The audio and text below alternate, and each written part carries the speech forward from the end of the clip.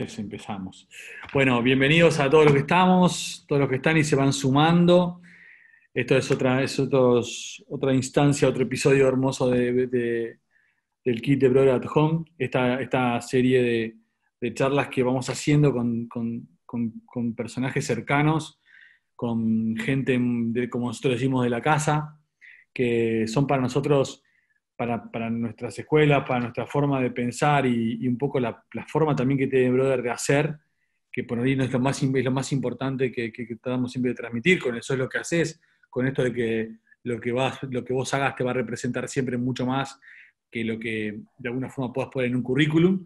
Entonces, traemos de esta manera, tratamos de sumar y de traccionar a gente que para nosotros nos inspiran, que son o han sido parte de la casa, de una u otra forma, y que es como si dijéramos, esta es la gente que para nosotros nos gustaría que ustedes conozcan o vuelvan a ver. Este caso es el caso tal cual de lo que dije de Mariano Sigal, un gran director de arte, para nosotros gran amigo, ex profe de la escuela de Brother Buenos Aires durante mucho tiempo, porque me acuerdo una charla que tuvimos, me dijo, cuando Mariano se fue de Brother, que tenía un montón de proyectos que son los que hoy por hoy también ustedes lo pueden ver, que fue cuando estaba armando Nosotros Cinco, que es su productora, dijo, yo vine a Brother por 6 meses y me quedé casi 5 años. Y eso fue de las cosas más hermosas que me pudiste decir, Marian. Y creo que con Mariano construimos un Brother que fue avanzando también en la vara de lo que nosotros buscábamos como un lugar donde enseña a la gente a tener la confianza en sí mismo, de esa capacidad de poder llegar a hacer cosas que lo representen, y volvemos a eso es lo que haces, ¿no? Por eso uno de los grandes ejemplos que tenemos en todo Brother, en todas las escuelas de Brother, es Mariano, sin lugar a dudas, que sería muy choto decir qué agencia o qué no agencia estuvo, pero creo que todos lo conocen por sus trabajos, por Mariano, aparte de lo que es en Cinco, que tiene una parte increíble a nivel artístico. También Mariano ha participado artísticamente en videoclips, en campañas publicitarias, aparte de ser también una productora que trabaja para agencias publicitarias. Y está bueno que tener una persona que ha pasado, ¿no? Ha hecho ese paso de la parte del lado de la agencia, donde trabajó, conoció mucha gente, se vinculó con muchísimo y aprendió de mucha gente, y lo llevó a transmitirlo en un proyecto propio para un lugar donde quería llevar sus propias ideas, ¿no? Su propio hacer. Así que nada, no lo voy a demorar más. Marian, para mí es un placer gigante estar con vos acá y que estés con nosotros, con todos nosotros. La bienvenida a Arte la Espoca, sabes que esta es tu casa, sea donde sea que estemos, sea donde sea que vos estés. Así que nada, bienvenido al Quítate Home. Gracias, Marian. Bueno, Mau, mil gracias por la presentación. Me siento un poco halagado por demás. Tu león amenazante, igual, creo, no le va a ganar a mi Kandinsky amenazante. Creo que Lo mi dijo bien, Kandinsky sí. lo va a destruir en las cartas, en el juego. Eh, bueno, nada, ¿qué voy a sumar un poco a lo que decís? Sí me parece que está bueno. Me fue difícil armar la charla, tengo que arrancar siendo como muy honesto con respecto a la situación, ¿no? Al contexto, a qué decir, ¿no? Qué decir que tenga sentido en esta situación y no hablar por hablar, no decir estupideces, aprovechar como el espacio que me dan para tratar de justamente de eso, de aprovecharlo y de que tenga sentido para todos, que nos hagamos preguntas. Así que mil gracias por el espacio, espectacular la gente que se está sumando. Espero que podamos después evacuar todas las dudas que necesiten. Eh, y vamos a empezar con esto, si les parece bien. Voy a compartir pantalla. No sé si querés decir algo más, Mau. Voy a compartir pantalla y vamos No, para todo el... tuyo, Marian, todo tuyo. Que Voy, fluya. vamos. Abrazo grande. Gracias, igualmente. Eh,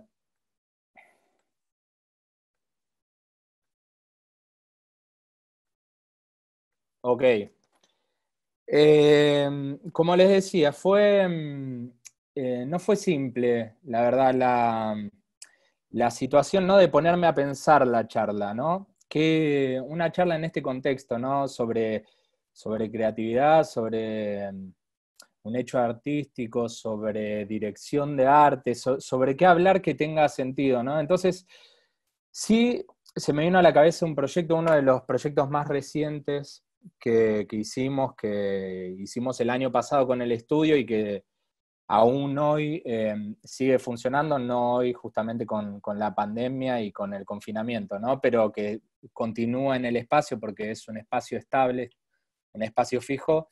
Es Yupi, un proyecto que hicimos para primera infancia, para niños de 0 a 3 años, donde teníamos que generar un espacio multisensorial, donde se genere una experiencia luego de haberla hecho, suena como un poco por ahí hasta ambicioso, pero luego de haberla hecho, que sea una experiencia única realmente. Pero más allá, digo, lo que me pasó al momento de pensar la charla, más allá de empezar a hablar del proyecto, un poco yo también me hice como un desglose a mí mismo de por qué quería hablar de este proyecto, y antes hacer una pausa y retrotraerme, ¿no?, un poco atrás y al por qué esta situación tiene sentido en este momento de hablar, ¿no? Para hacernos preguntas, para repreguntar, para seguir sumando a la confusión del momento. Y me gustaría, en ese sentido, me importa más que directamente ir a mostrarles el resultado, ¿no?, el espacio, que acá se ve algo, ¿no?, más allá de una presentación general del espacio, más allá de ir a contarle un poco contarles cómo fue el proceso, cómo fue paso a paso, cómo llegamos al resultado final, que eso va a suceder, prefiero que vayamos todavía un poco más atrás de los que nos pasó a nosotros, digamos, cuando digo nosotros hablo al estudio, a Rocco, director de arte de 5, director de arte estrella, a Loli, a Rolex, a mí, a todos los que estuvimos involucrados, lo que nos pasó con el proyecto y con la previa del proyecto, y cuántas cosas se movilizaron que traccionan mucho y que tienen que ver con este momento. Algo que sucedió al principio del proyecto fue, nosotros íbamos a generar, a estar trabajando en un espacio para niños. Obviamente no es nuestra especialidad trabajar con niños. Entonces, empezamos a generar un equipo, sumamos gente, ¿no? Y en ese sentido sumamos unas asesoras especialistas en infancia. Y una cosa que fue como el gatillo que disparó hacia donde quiero ir, trajeron un video, trajeron toda una presentación y hablamos de la infancia un montón, ¿no? Pero este video tiene algo que me gustaría que rescatemos y ahí se los voy a compartir. They're the world's original innovators. Every second, the brain is making between 700 and 1,000 new connections every second.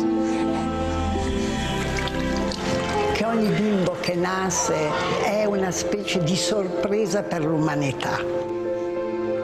Eu vou até o céu quando vejo ele batendo palminha, cara. How does it feel to be human? This life, what is this? Buenísimo. Me siento mejor, sí, gracias. If you do not listen to children, you lose out children. Eu quero que eles saibam que eles têm uma voz e que eu estou enxergando eles, que eu estou escutando o que eles estão falando. Eu queria ser uma mãe mais presente. Eu queria poder escutar eles.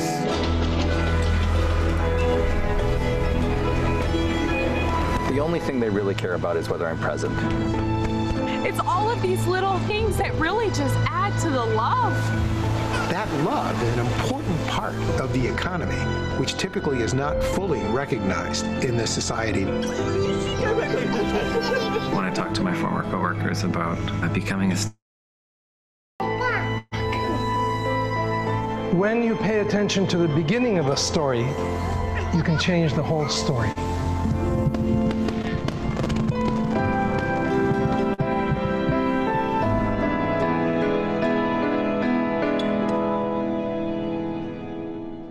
¿No? Bueno, vimos este video, ¿no? Y fue, vamos a trabajar para infancia, ¿no? Vamos a trabajar para niños que se están formando y nos corrió ya de nuestro propio eje, ¿no? Nos corrió del lugar de, vamos a generar un espacio, vamos a diseñarlo, vamos a hacer unos juegos. Nos corrió de ese lugar, ¿no? Entramos en otra dimensión que estuvo buenísima. Y a mí me quedó resonando mucho una oración, una frase que dice uno de los testimonios. Esto pertenece a un documental que después cobró dimensión de miniserie. Si ustedes van a Netflix, está ahí, hay como muchos episodios. Pero me quedó resonando mucho esto de si modificamos, si cambiamos el comienzo de la historia, cambiamos toda la historia, ¿no?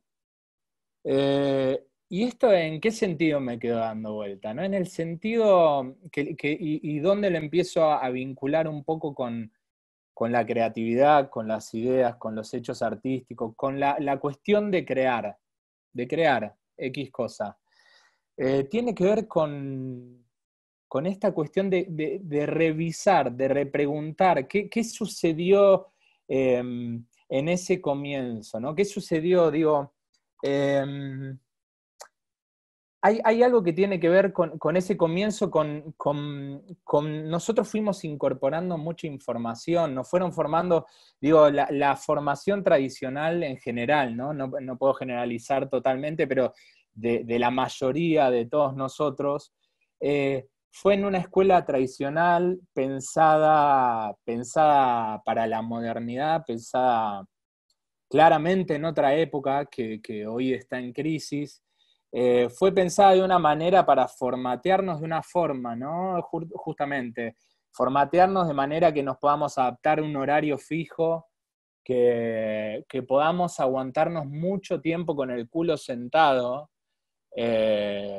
determinada cantidad de horas en una oficina, y todo eso la verdad es que cuando uno empieza a ver lo que sucede alrededor está en crisis, no es así. Entonces, sigo avanzando, me pareció importante tomar como ejemplo esto y se traslada un montón a nuestro propio trabajo. Cada uno lo puede tomar desde su propia perspectiva y punto de vista. Voy a abrir un poco la ventana, a ver, que hay poca luz. Esta cuestión de revisar cómo nos formamos, de qué manera, de qué... La mentalidad cuando uno, leyendo libros, especialistas, y mismo en los propios hechos de cuando uno está trabajando en la creatividad, es una mente flexible, no es una mente estructurada, ¿no? Es una mente que está recorriendo posibilidades, no opciones, que no se casa con una sola cosa. Sí, obviamente estamos todos en busca de una fórmula, que justamente no es esta la charla. No va a suceder acá en esta charla. La fórmula no es como una estructura matemática, una estructura de la técnica, una estructura que necesitamos incorporarla, pero que no tiene que ver con la creación en sí misma, es algo que lo podemos encontrar fácilmente. Hoy nos podemos subir en plataformas, en YouTube, buscar tutoriales de técnica, vamos a incorporar una técnica de ilustración, de fotografía. Eso no tiene que ver con el acto de crear, que a veces está como confundido. El pensamiento creativo tiene que ver con una estructura que no es de una sola fórmula. Y ahí es lo difícil y donde tenemos que empezar a revisar un poco cómo nos formamos, cómo fue nuestra escuela, cómo fue nuestra familia. No por hacer un acto psicoanalítico, sino por una cuestión justamente de desaprender, que es esto que estoy graficando acá, desaprender, vaciar las cosas que no nos sirven ahora. Y el otro día, buscando en esta situación de desaprender, les voy a compartir así rápidamente la definición de desaprender, que fue lo primero que apareció, y ya lo primero que apareció me parece que está bueno. Desaprender es hacer un esfuerzo consciente para decodificar y desconocer patrones establecidos, abandonando zonas de comodidad intelectual.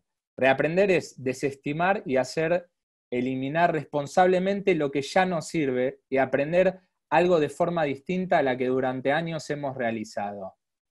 Todo lo que está metido en esa definición, ¿no? No hay forma de que creemos poniéndonos cabeza duras con una situación, creyendo que la fórmula es, no, las fórmulas son para lo técnico, sí, en la dirección de arte el contraste, textura, no textura, rojo, verde, un montón de cuestiones que las tenemos que incorporar, pero esa es la parte simple de la cuestión. Esa es la parte simple de la cuestión. Así que un poco esta es toda la introducción que nos compete con nuestra charla. Acá está nuestro diploma del Unlearning Masterclass, que es lo que vamos a transitar hoy. Que tiene que ver mucho también con la situación que estamos viviendo ahora, ¿no?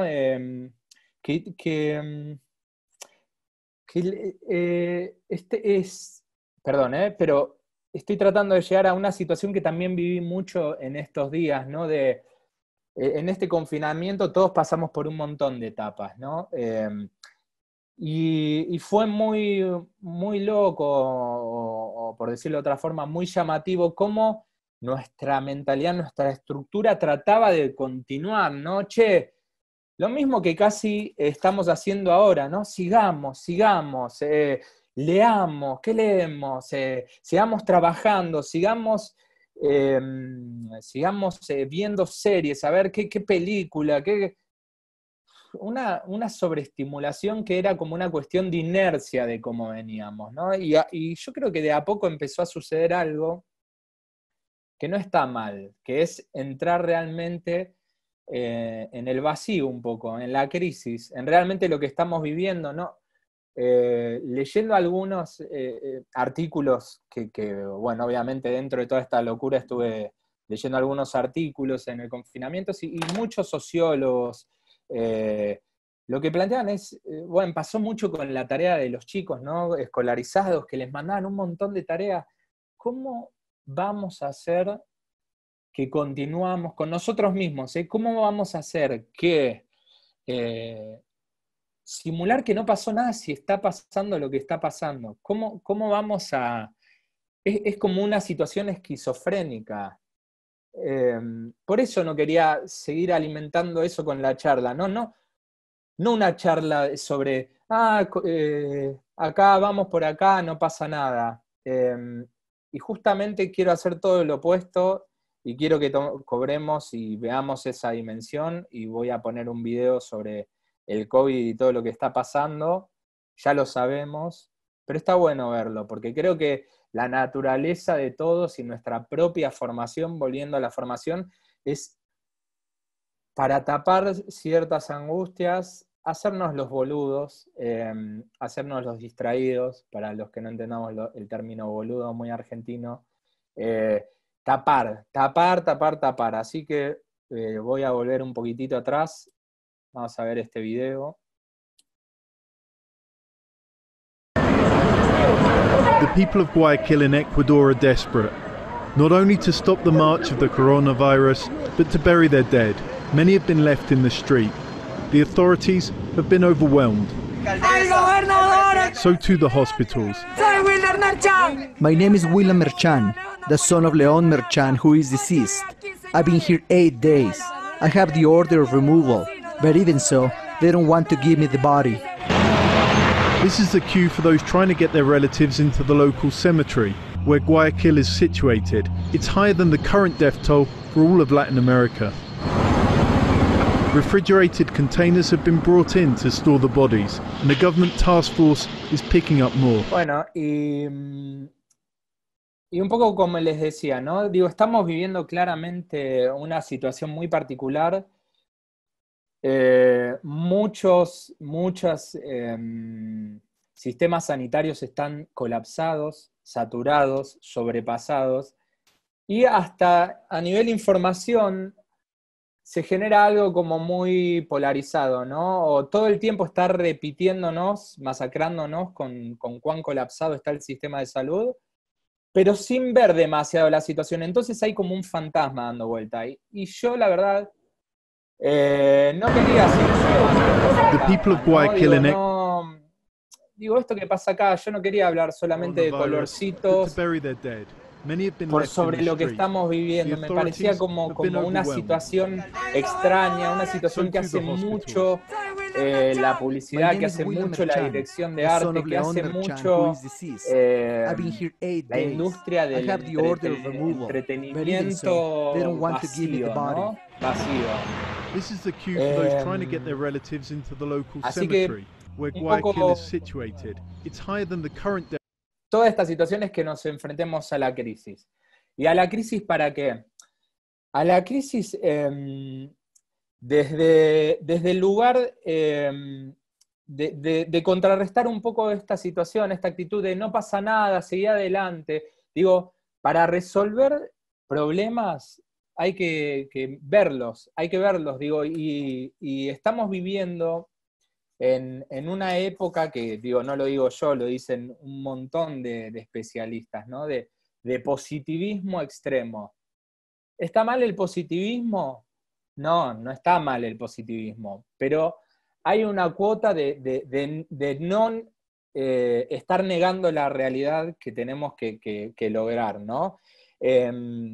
Estuvo bueno un artículo también que leí, y lo cito simplemente a colación de un poco de lo que está sucediendo en esta situación, sobre las teorías del momento, ¿no? De hecho, grandes pensadores contemporáneos, ¿no? Estoy hablando, por ejemplo, de Byung-Chul Han, el coreano, este filósofo contemporáneo que está siendo muy popular, Bifo Berardi, Zizek, un montón de analistas y de pensadores contemporáneos que están constantemente estudiando lo que pasa, ¿no? Pero este artículo es de Rita Segato, una antropóloga argentina, feminista, y es muy interesante lo que hacía, porque hacía como un análisis de la situación actual, y acá yo me hice un punteo de en un momento concluía en varios puntos que son las posibles teorías de lo que está sucediendo y de cómo se va formando la opinión, ¿no? La opinión popular y lo que nos va llevando, ¿no? La teoría de que vamos a derribar la ilusión neoliberal y el capitalismo salvaje y el egoísmo se está reformulando con toda esta situación. Después otra teoría como más distópica, ¿no? Medio agambeniana, como que es toda una conspiración, una situación para controlarnos, ¿no? Esta cuestión de meternos en nuestras casas, de si estás enfermo, hubieron como dispositivos de seguimiento de las personas, como que es todo un ensayo de persecución digital. Después está la otra teoría, podríamos llamarla la más totalitaria en algún punto, de cómo situaciones como en Brasil con Bolsonaro, Trump, y en varios lugares más se permitió, no se tuvieron los recaudos cuando ya se habían anunciado alarmas sobre la pandemia, y como la teoría de que del descarte del sistema, ¿no? De descartar lo que no es funcional, lo que produce gasto del sistema. Esa es otra teoría. Después una teoría que se escuchó mucho es la de que la Tierra nos habla, la más, por decirla de alguna forma, la más poética. La Tierra nos habla, nos está poniendo un límite. Todas estas teorías las escuchamos, todas estas teorías pueden ser ciertas, pero acá el punto para mí más importante a destacar y que está bueno porque se dio instantáneamente, ni bien empezamos el confinamiento, es como que tiene que ver, y vuelvo al desaprender, ¿no? Tiene que ver con una ansiedad, con una necesidad de entender cuando está todavía sucediendo. ¿Qué queremos entender ya? ¿Qué queremos entender? es muy fuerte esa situación de ansiedad, la ansiedad, ¿no? Que es tan parte de todo hoy, ¿no? Y también hay algo a desaprender, ¿no? La ansiedad de tener una conclusión, de vuelta a la fórmula, entenderlo, comprender que no podemos estar un segundo sin entender, sin dejar ese espacio a no entender, que es fundamental en el momento de un proceso, hasta mismo de la creación. Un momento de incomprensión con lo que uno está haciendo. Y esto me trae mucho encima al argentino, ¿no? El argentino que quiere tener la posta, ¿no? La posta le decimos a la verdad. Entonces buscamos y uno boquea y grita y lo escribe en internet y estamos sumando un ruido a todo esto que desde ese lugar también me parece que está bueno desaprender y vaciar un poco, ¿no? Y permitirse la angustia, permitirse un poco la angustia, permitirse lo que sucede en este momento, reformular qué sentido tiene este momento, qué sentido tiene estar en mi casa, qué cosas puedo observar. No es todo el tiempo estar quejándome, y para mí también fue muy llamativo eso, ¿no? Como el motor, digo, claramente hay como una situación en crisis justamente de los sistemas en general, de las políticas actuales, hay una crisis, y sin embargo ya tenemos el chip tan adentro que estamos todos proclamando porque ya volvamos a laburar, ya, obviamente hay como una gama y matices, no se puede generalizar, hay gente que obviamente está muy apasionada con lo que hace, pero muchos no, y quieren volver, y muchos no, desde el chip interno, obviamente hay muchos que tienen necesidades económicas, pero muchos no, y quieren volver. ¿Y a dónde quieren volver? ¿A la oficina de las 10 horas para después poder comprarse cosas? Esa rueda que es un poco demoníaca también está bueno pensarla y repensarla. Entonces, con toda esta situación, un poco vuelvo a Chul Byung-han, a Bifo Berardi, a todos estos pensadores contemporáneos, y digo, yo a veces me retrato un poco irónicamente de pesimista, ¿no? Como muchos con los que hablo, de pesimista, pero no es pesimismo por tirar para atrás, ¿eh? Es frente a esta situación que hablan estos pensadores de positivismo, de las redes, de mostrarnos divinos, de mostrar qué laburo divino hice, qué inteligente soy. Frente a esa situación positiva, que no es real, un poco de pesimismo es realismo, nos ubica en la realidad. A eso apunto con el pesimismo, de vuelta, con visualizar los problemas, no salir del chip just do it, dale, solo hacelo, dale, vamos para adelante, dale. Que obviamente el just do it se fue resignificando porque las épocas lo iban pidiendo, pero su gen es ese, ¿no? Dale para adelante, no pienses. Y así en ese no pienses vamos sumando un ladrillito arriba de otro, pero por ahí medio como la analogía esa de tirar basura bajo la alfombra, ¿no? Tapando, un poco lo que mostraba yo con las imágenes sobre set design, la paleta de color, dirección de arte por sobre el COVID, ¿no? Sobre todo lo que sucede. No se construye de esa manera, se construye algo inestable, por llamarlo de alguna forma. Entonces un poco quiero también en este sentido ir a la imagen hoy en día, la imagen en las redes, la imagen, la sobreinformación, ¿no? De las redes sociales sobre todo que alimentan mucho esto, ¿no? El escroleo, cómo nos confundimos, cómo estamos en una etapa de mucha confusión. Y para no estar tan confundidos tenemos que despojarnos un poco y de vuelta, desaprender, vaciarnos un poco, desaprender eso que decía la definición, ¿no? Como ser conscientes de algo para ver qué queremos tomar y qué no, y qué queremos eliminar de ese proceso. Y lo que pasa con la imagen es que estamos en una situación muy, muy pornográfica, no desde la pornografía literal, sino desde la inmediatez que necesitamos tirar todo al frente, nada con demasiadas capas de lectura soporta la atención que estamos manejando hoy día. Entonces está bueno un poco ahí también replantearse y reformularse el sentido de la imagen. Cómo las redes también operan sobre nuestro narcisismo, pero desde un lugar que nos están destruyendo la autoestima, la verdad, ¿no? Como estamos necesitando, si entramos en la rueda, estamos necesitando alimentar eso. Y no lo digo como alguien que tiene, como de vuelta, como argentino que tiene la posta, ni mucho menos, sino como para tirar preguntas. La verdad es que no lo tengo claro, ni mucho menos. Yo también uso las redes, las uso como puedo, como me salen, es un fenómeno actual, si bien están hace un tiempo, probablemente dentro de 30 años se sepa si nos destruyeron el cerebro o no.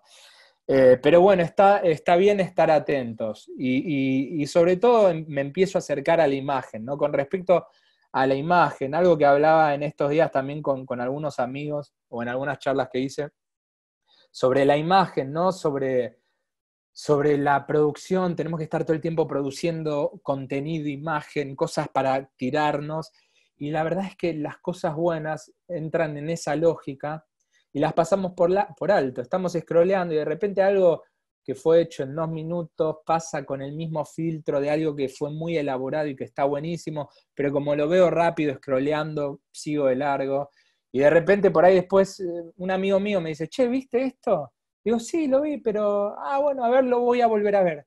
Y ahí caigo en la cuenta de que estaba buenísimo. Entonces, ahí hay que un poco, de vuelta, bajar un poco, desaprender, vaciar un poco, o estar atento, estar un poquito con la alarma ahí encendida. Ahora bien, hay situaciones, y vuelvo al proyecto de comienzo, vuelvo a la usina, vuelvo a Yupi, hay situaciones que son muy afortunadas, son fisuras dentro de la Matrix, y donde hay trabajos y proyectos que nos permiten estos. Obviamente no son todos, yo los invito a ver la página de 5, luego a hacer las preguntas que necesiten hacia el final de esta charla. Pero hay proyectos donde se fisura la Matrix y donde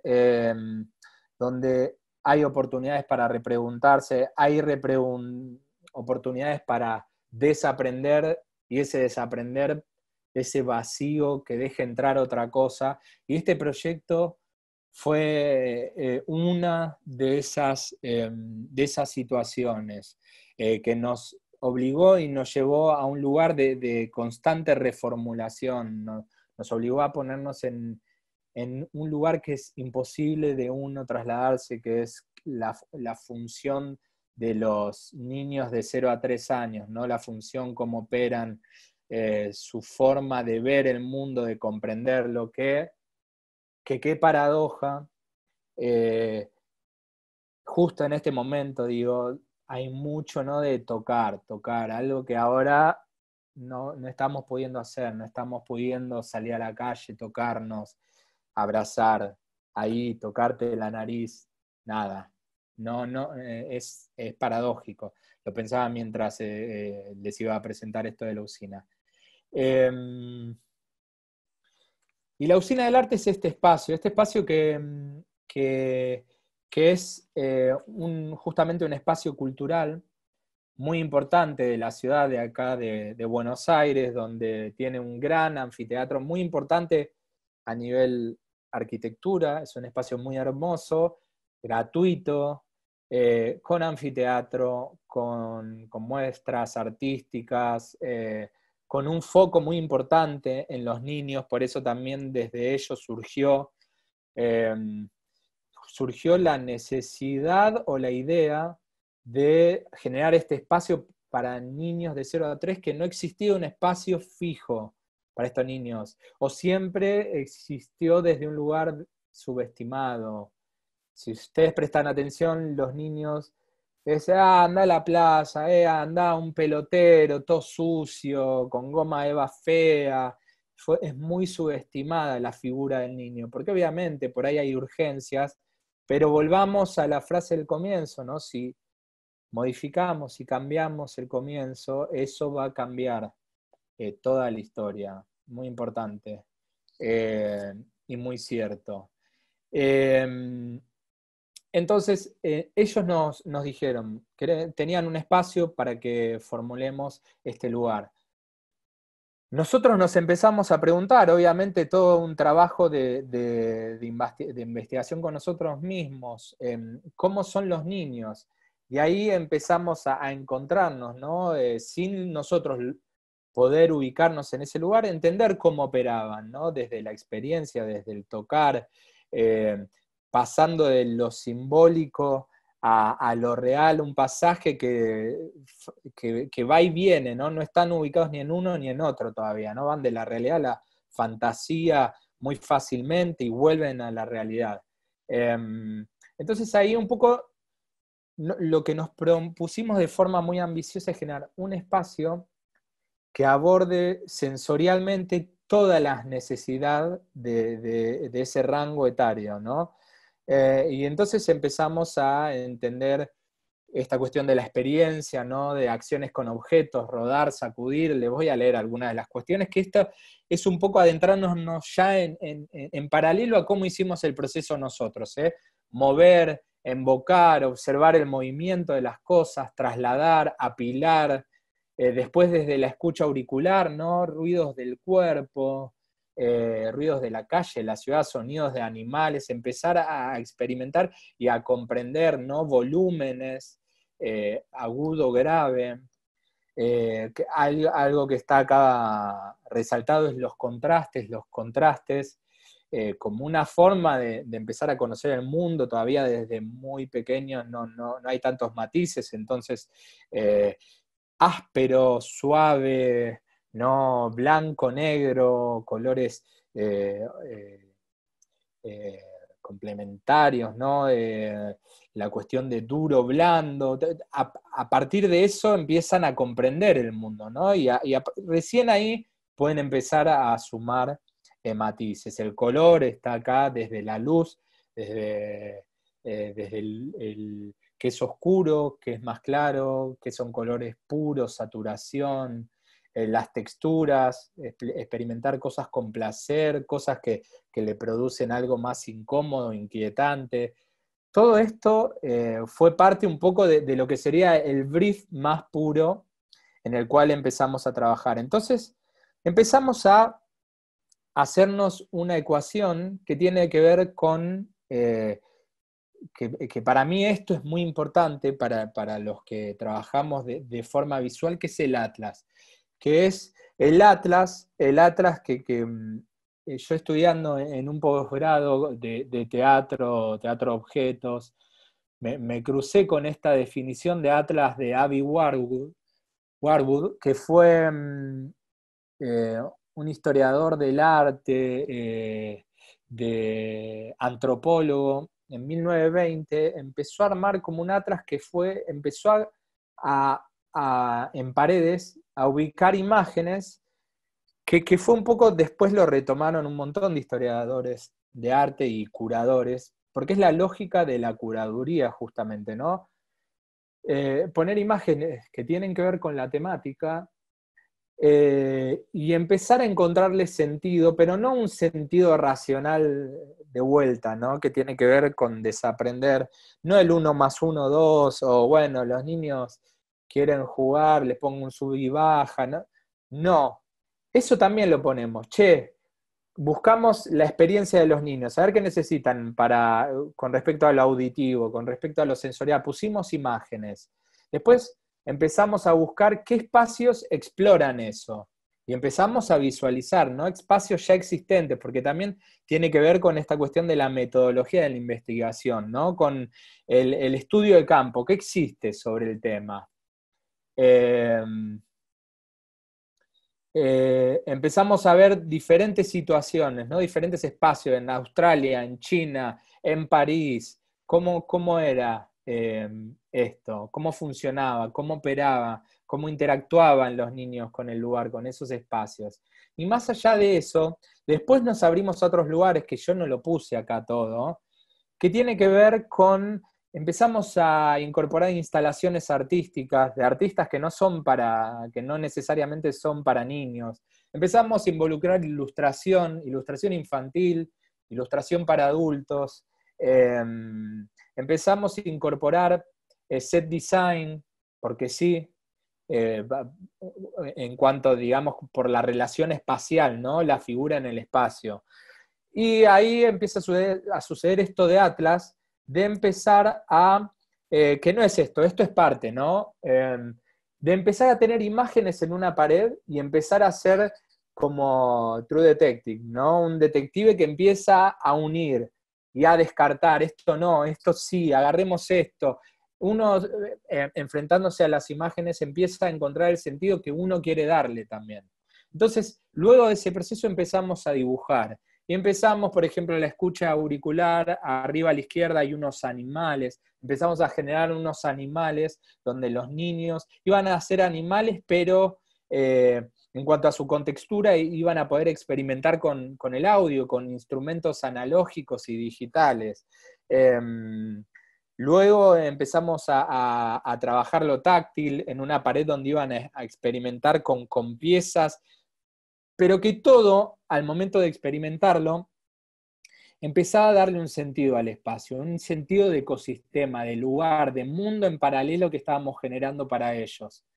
Y ese mundo en paralelo tenía sus reglas, tenía sus habitantes, estos animales, tenía su geografía, porque lo dispusimos de manera topográfica,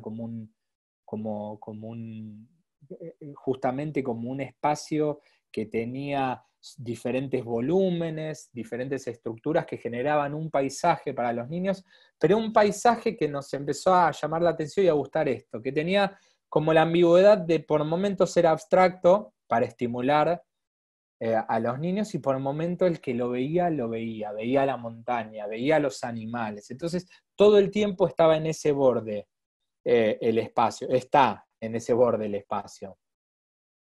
Y empezamos a definir, digo, esto como parte del proceso, entendámoslo, ¿no? Hacer unos esquemas, ¿no? Del espacio, donde íbamos a tener un lugar, primero donde iba a haber un juego de encastre, y con esta especie de flota-flotas íbamos a aportar al paisaje como una especie de matorral, ¿no? De terreno donde iban a atravesar y iban a jugar con ese mismo espacio, poniéndole flores, encastrando.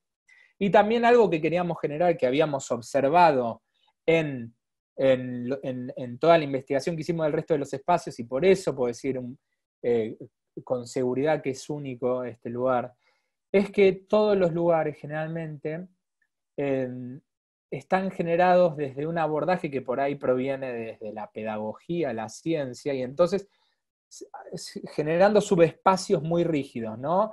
La sala donde experimentamos lo auditivo, la sala donde experimentamos lo visual, y acá queríamos que el paisaje esté alimentando justamente el paisaje, pero cada lugar tiene su función, su particularidad y su función, digamos, desde la jugabilidad para los niños. Entonces, en este lugar atravesaban un terreno.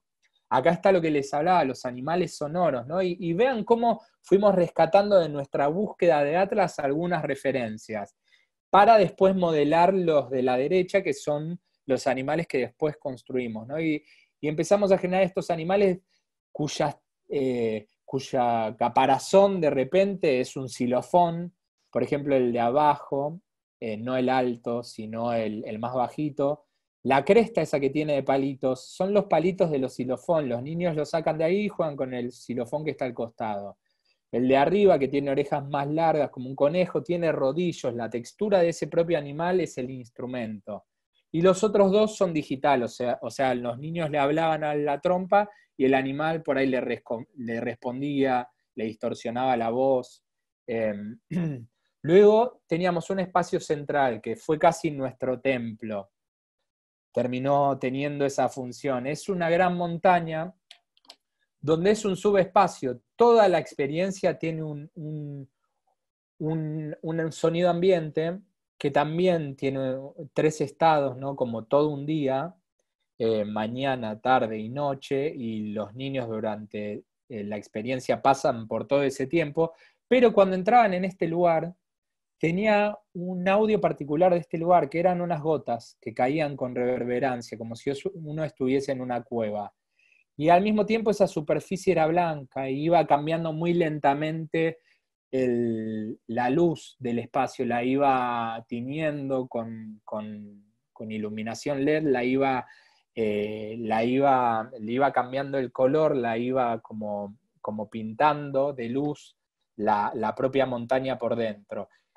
Y sucedió acá algo mágico, los niños fascinados, y los padres también se tiraban ahí, algunos se acostaban, entraban en un estado de nirvana, se acostaban, se babeaban los bebés. Era muy mágico lo que pasaba, pero bueno, ya voy a hablar más adelante de esto. Acá está bueno que nos enfoquemos un poco en cómo concentramos y transformamos en una propuesta para el espacio lo que sucedía en ese atlas que teníamos. Después un trabajo sobre el equilibrio y sobre una cuestión interactiva que ellos iban a ir pisando luces. Y lo que generamos nosotros acá era como un trabajo de piso que por ahí no veníamos teniendo y de equilibrio, y al mismo tiempo este lugar era la laguna de nuestro espacio geográfico. Luego tenemos como para los niños que eran de la franja los más grandes, algo más motriz, que era la ecuación del famoso y amado tobogán, pero bueno, le encontramos otro sentido, ¿no? Era la nube, la lluvia, los chicos pasan por debajo de esa lluvia, la atraviesan de un lado al otro y cada vez que pasan hay un sonido, unas campanas que suenan, al mismo tiempo subían, y ese tobogán, que acá se ve sólido, es un arcoíris de luz. Cada vez que los chicos subían y estaban en la cima de la nube, el tobogán por un sensor se activaba y los invitaba a tirarse sobre la luz. Ya van a ver las imágenes. Y fue como un juego existente, reinterpretado y fascinante para ellos, porque también los niños de esa edad tienen algo muy de circuito, ¿no? De querer repetir. Luego teníamos este juego, por ahí un poco de motricidad con objeto, ¿no? Más fino, y que es un árbol así de abstracto, esto que le digo todo el tiempo bordeando lo abstracto y lo figurativo, un árbol que tenía un pájaro en la cima con su nido, donde tenía huevos, que en realidad eran pelotitas, y iban cayendo las pelotitas. Entonces los niños iban observando, tenía algo muy visual y entretenido desde lo hipnótico, y al mismo tiempo por las raíces salían las pelotas y se las volvían a devolver al pájaro. Entonces, todas las propuestas tenían algo lúdico con sentido narrativo también, que eso también fue, nos quemamos la cabeza un poco para que la búsqueda poética del espacio construya eso, ¿no? Dentro de este espacio o realidad en paralelo que generábamos, todo tenía un sentido. Devuélvanle los huevos al pájaro, devuélvanselos. Y los niños iban y de vuelta el circuito. Y al mismo tiempo se fascinaban hipnóticamente. Esta es una pared más didáctica, que por ahí nos faltaba más el espacio con manivelas, con girar, mover palancas, poleas, pero todo esto activaba situaciones, ¿no? Con una manivela hacían que suban y bajen las flores, las podían girar con la mano, con un rodillo hacía un efecto visualmente como una animación de que de la nube estaba lloviendo, pero lo animaban ellos con un rodillo. Y después algunas situaciones como lo que hay a la derecha, que es por ahí un juego más tradicional de los niños, de la motricidad fina, un pronos, con el que hacen un recorrido con un objeto, ¿no? Pero de vuelta, todo esto construía al paisaje. Había un sol, había nubes, flores, insisto con esto porque fue muy importante. Por último, había algunas situaciones periféricas, unas flores que eran tambores, una montaña que era como un túnel para pasar de abajo. Nosotros lo llamamos más como estaciones secundarias. Y todo por alrededor, que fue importante de pensar, eran, todos los niños entran con un solo adulto para que no haya mucha invasión de los adultos que coartan la experiencia de los niños. Entonces lo que se hizo es tratar de que los adultos estén por fuera del espacio. Y pusimos unos bancos tratando de invitarlos. Obviamente son muy pequeños, había situaciones en las que los padres tenían que involucrarse, ayudar a los niños, pero todo invitaba a que estén por fuera. De hecho, la iluminación que le dimos al espacio también. Y funcionó muy, muy bien, la verdad. Este es el espacio final. ¿Qué tenía? Cuando uno empieza a pensar en los niños, también tuvo una apuesta muy grande y estuvo buenísimo también el efecto que produjo. Cuando uno empieza a pensar en niños de 0 a 3 y a encerrarlos en un lugar que era lo que era un cine, funcionaba como un cine desarmable, no desmontable, en un lugar cerrado, oscuro. Entonces dice, para los niños lo vamos a meter. Fue increíble, fue mágica la experiencia, lo que ayudó la sonorización de Erico Schick, la música, la iluminación que también iba pasando del día hacia la noche. O sea, fue un viaje, una experiencia teatral muy física para los niños, lúdica, de mucho aprendizaje. Se satura todos los fines de semana que está abierto, las entradas se agotan, que las sacan online la gente. Es muy increíble lo que sucedió, muy gratificante el primer momento que vimos entrar niños al espacio, que ahora voy a pasar a mostrar el proyecto, y que lo iba a poner en la presentación, pero prefiero mostrarlo en internet. Nos tomamos mucho trabajo de generar este site, que los invito a que yo voy a hacer una pasada por arriba. Los invito a que lo vean. Los niños este es el tobogán que les decía, iluminado. O sea, al momento de entrar al espacio con la sonorización, que es muy despojada, casi al punto de mística, fue un gatillo que los chicos entraron en una dimensión en paralelo, un viaje sensorial increíble, y la primera vez que lo vimos, que nosotros estuvimos ahí de testigos, medio escondidos, verle la cara fue increíble, cobró todo esto que veníamos hablando y que muchas veces sale y surge de un lugar racional, cobró como un sentido de verdad, un sentido muy mágico. Se me vienen conceptos muy del teatro, que estoy muy atravesado por eso, pero fue muy, muy, muy mágico. Ahora les voy a mostrar unos videos, pero quiero que vengan acá, que jueguen, pueden jugar acá en el espacio. Acá se ven los animales, el tobogán por donde trepaban. También muy importante dentro del proceso, charlando mucho con Rocco, fue los materiales, ¿no? Como no menospreciar desde la materialidad a los niños, y eso tuvo que ver con la dirección de arte, tuvo que ver con las formas, con ciertos riesgos. Había ángulos más filosos, ¿no? Tratamos de que sea un lugar seguro, pero no subestimar a los niños, que ellos tengan cuidado. Acá está la montaña que les decía antes, que se iba bañando de luz el espacio y con un sonido propio. Bueno, tiene información, datos técnicos de la situación, y acá un poco estación por estación, ¿no? Acá en uso un poco lo que fue la situación dentro, con esa espuma foam inteligente que había en el espacio, muy blanca. Acá vemos los animales sonoros, la fauna sonora en acción.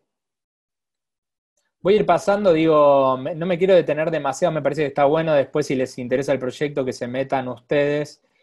Y para mí lo que tiene de importante este proyecto es que condensó muchas cosas, porque la verdad es que con el estudio ustedes, si se meten en nuestra página, nos enfocamos en dirección de arte aplicada a un montón de formatos y soportes, pero se condensaron un montón de cosas, porque se puso en juego una búsqueda estética desde el diseño del espacio, desde la definición de materiales, paleta de color, pero se fusionó con algo que nos interesa mucho en el estudio, con algo liminal, algo que está en el borde de lo teatral, de la experiencia,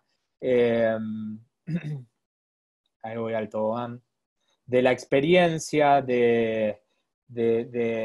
no quedó solo en la figura, en la forma, en lo estético, también la narrativa, porque a cada uno de a cada una de estas estaciones. Cada una tiene su propio relato, que acá si se meten lo puede leer. Que esto que le decía, ¿no? Que le da sentido al lugar, al espacio. Esta es la pared didáctica que genera un paisaje. Acá vemos a alguien que lo que está generando ahí es haciendo subir y bajar una flor. Bueno, el sonido también, sobre todo en este momento de confinamiento, le digo, es una muy buena sonorización y música para involucrarse. Y acá sí me gustaría que vean el making of, que repasa un poco todo este proceso que les vengo contando. Voy a compartir ahí, audio, bien.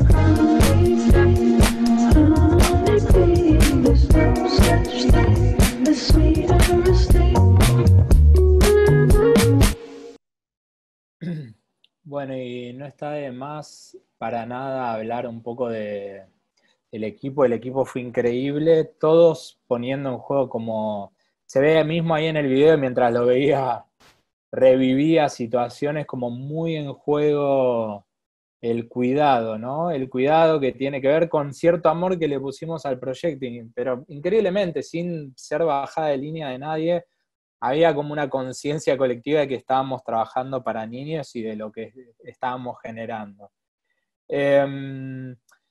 No me queda mucho más para decir. porque un poco la intención tampoco de la charla era presentarles el proyecto desde generar algo obvio que sucede en la propia página, si pueden ir y verla y revisarla y profundizar. Sí me parecía importante rescatar todo esto, el proceso de desaprendizaje. Los invito a desaprender un montón. En paralelo, ¿no?, a que aprendemos cosas, los invito un montón a desaprender, a revisar qué cosas incorporamos de mala forma, de mala manera, que revisar todo el tiempo para obtener este diploma, que acá se los cedo. Háganle una foto de pantalla y rellénenlo ustedes mismos. Bueno, ahí están nuestros usuarios de Instagram del estudio, el mío, por preguntas. Igualmente me gustaría, yo no estuve viendo, porque no quería distraerme mucho, la verdad es que agradezco a todos los que estuvieron en la charla, si le prestaron atención. Me gustaría que me hagan todas las preguntas que quieran. Yo voy a pasar ahora a ese momento, a esa situación.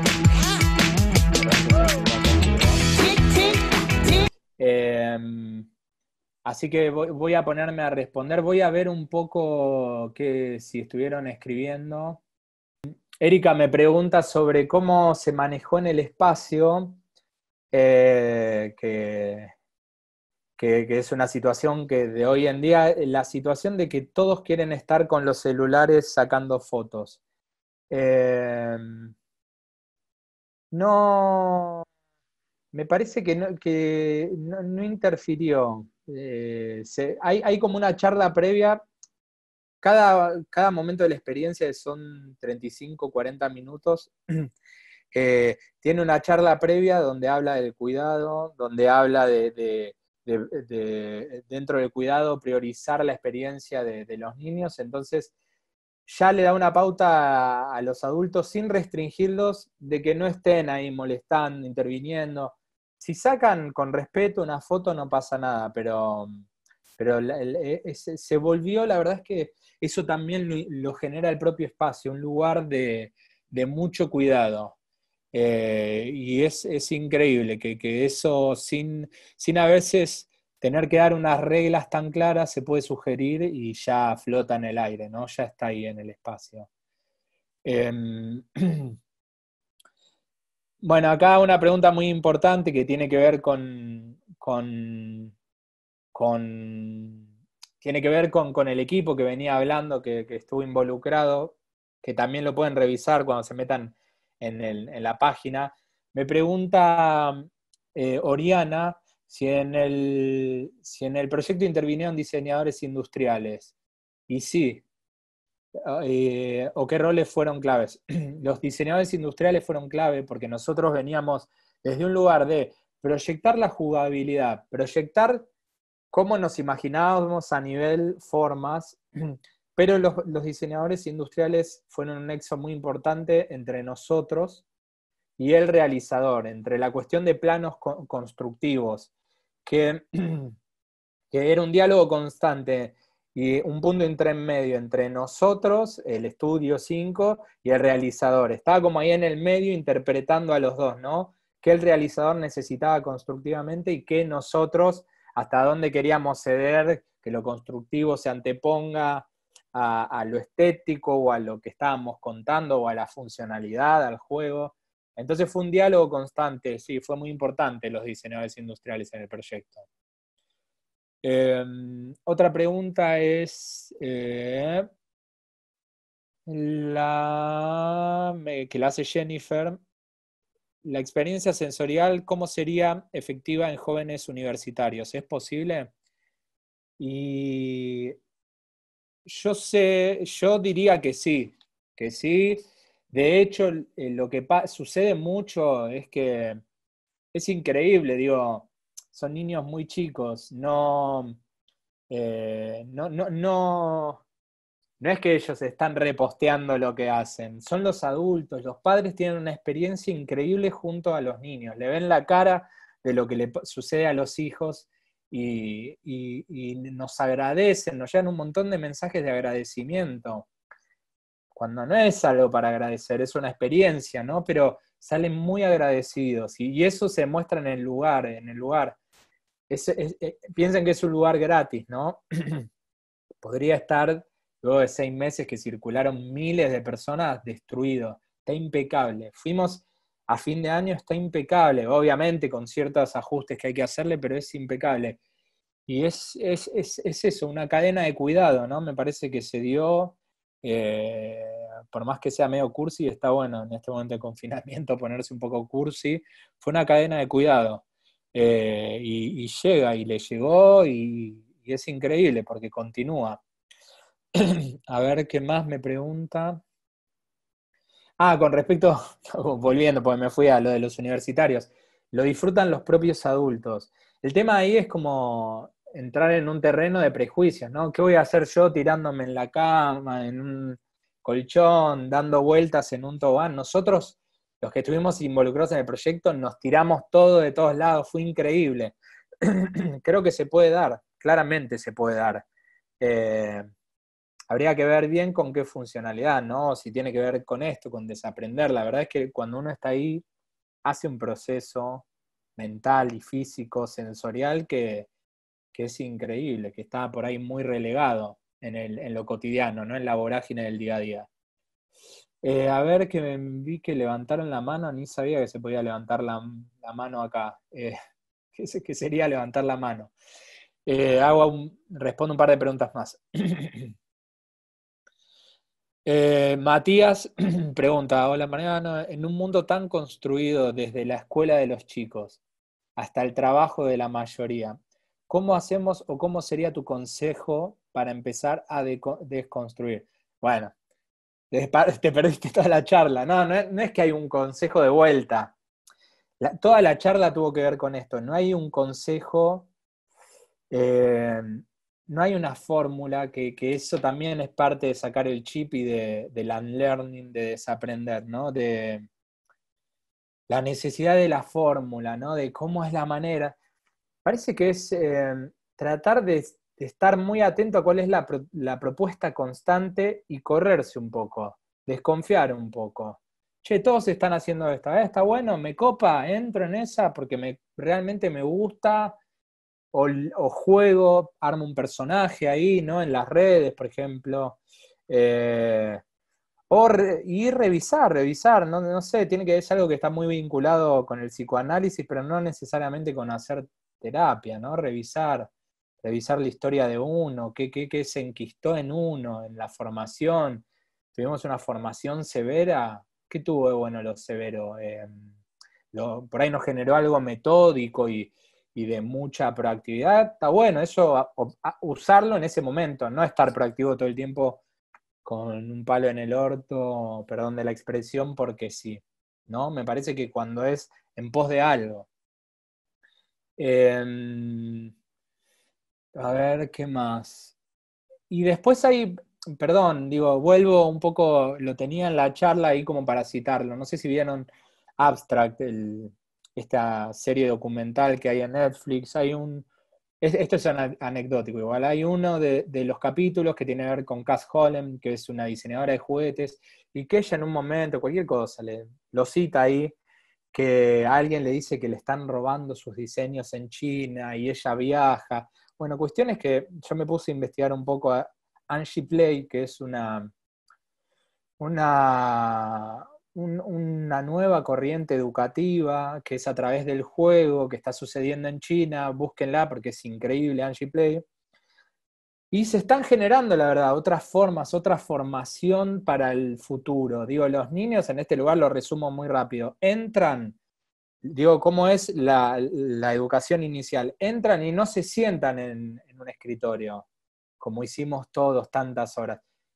Van a un patio donde están 2 horas jugando con material gigante, construyen rampas como un Lego gigante, ponen escaleras, corren riesgos. De hecho hay como lo que serían las maestras atentas, pero no intervienen, dejan de ver hasta qué punto, no es muy riesgoso obviamente, pero los dejan arriesgar. Los niños, el otro día veía una imagen de un niño que le sostiene la rampa al otro que está saltando.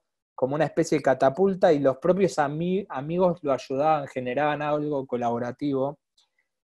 Y después de esas 2 horas entran al aula y recién ahí hacen un proceso cognitivo por ahí más tradicional, pero muy contemporáneo. Las maestras fueron haciendo fotos de lo que estuvieron haciendo, lo ponen en pantallas, lo estudian. ¿Qué pasó acá? ¿Qué pasó con este juego? ¿Por qué te caíste?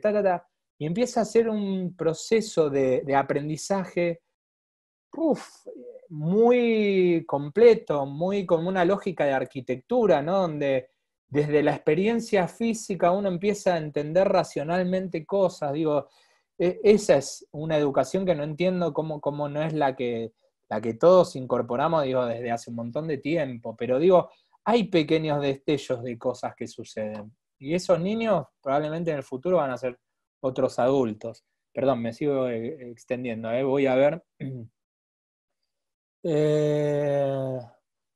¿Qué otras preguntas?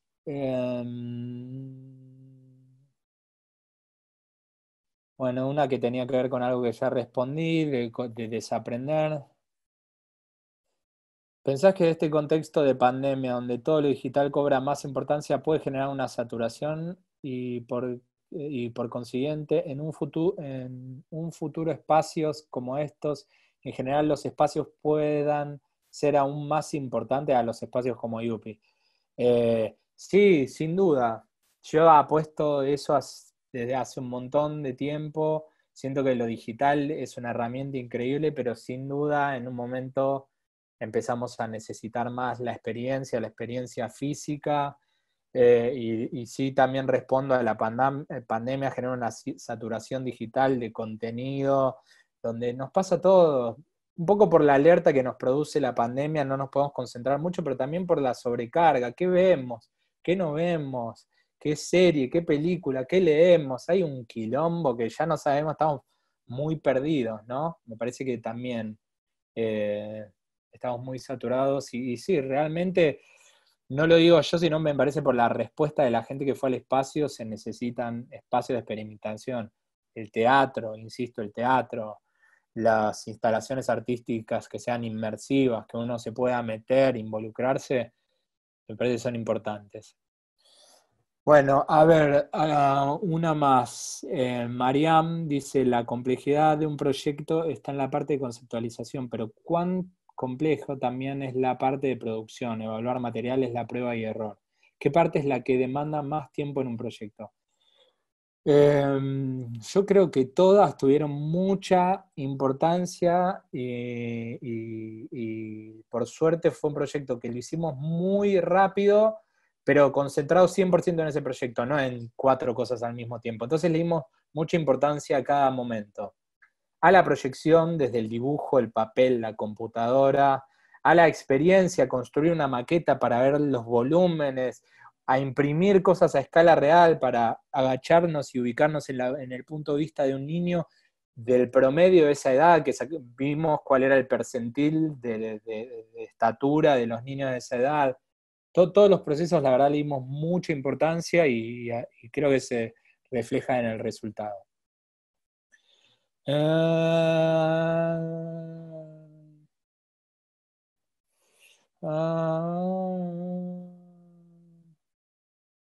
Bueno, me están pidiendo que recuerde el sistema educativo en China, se llama Anji, A-N-J-I, Play. Play de jugar en inglés. Y por última, la última.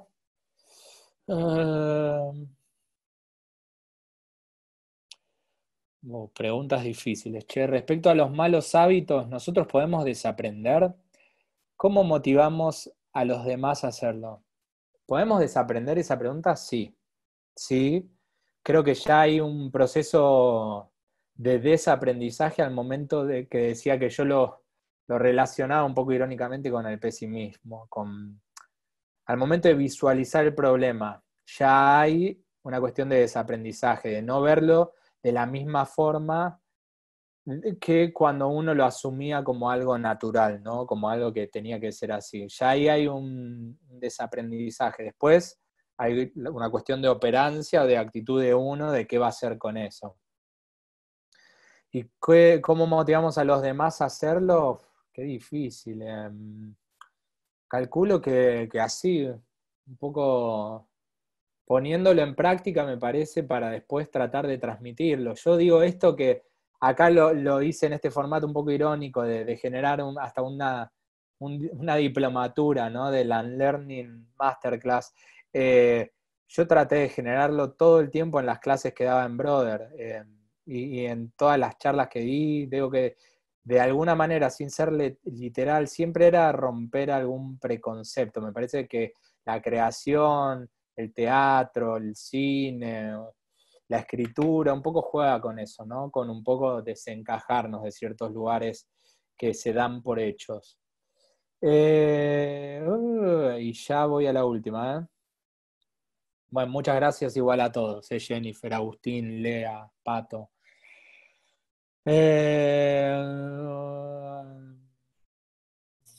A ver. En tu investigación para las luces internas de la montaña, ¿qué tanto influye en la salud del niño y sus emociones? En la salud, desde ningún lugar, porque digo, es 100% inofensiva. ¿Influye desde las emociones? Sí. Creo que tenía una cuestión de cápsula dentro de otro espacio, que vos venís transitando otro espacio y te metés en una cápsula. Tenía una lógica casi uterina, medio nirvana. Entraban en estado de nirvana, medio en un espacio de luz diáfano, ¿no? Con un sonido particular. Entonces, en cuanto a lo emocional, sucedían muchas cosas. De hecho, a nosotros mismos, durante el proceso constructivo, nos pasaba que queríamos desconectar un segundo y íbamos ahí, nos tirábamos. Cerrábamos los ojos y entrábamos en un viaje espectacular. Así que desde lo emocional, sí, cada uno se le jugará, se le jugará las emociones desde el lugar de cada uno, pero sí sucedían cosas. Y bueno, con esto ya me despido, agradeciéndoles a todo. De vuelta, foto de pantalla. ¿Qué pasa con él? Foto de pantalla, tienen su diplomatura, llévensela a casa. Y muchas gracias a Brother y a todos los que me quieran seguir haciendo alguna consulta, estoy más que abierto. Adiós. Muchas gracias por el espacio.